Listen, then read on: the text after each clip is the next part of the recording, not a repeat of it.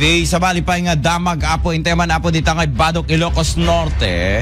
Denggen nyo dito apo construction worker na mes iti karayan iti nadakamat a lugar.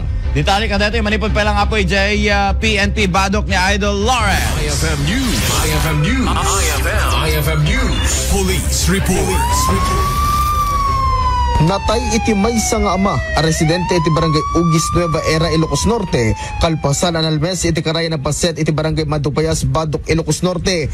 Basar ti report iti nailian ng pulisya, ket nagpatulong ti mismong anak na iti daytoy agundaway kadagiti kameng ti Philippine National Police kadagiti bumarangay, gaputan na imatangan na ti panakalmes ti amana, kalpasan ang napada nagkalap ti ikan, naamuan at ti biktima, nga agtawen ti upat apulo ket aksidente, ana itama ti ulo na iti maysa abato, iti uneg ti danom iti nadakam at akarayan kuna ni Mrs. Resurrection Baruso inati biktima ket kini daw ti apo kuna iti kipi iso nakapanunot ti ama ti ubing ama pandamangala iti kipi. Hindi namin kalmang kuna kano dahi jay baro na nga agagi ka dahi burido.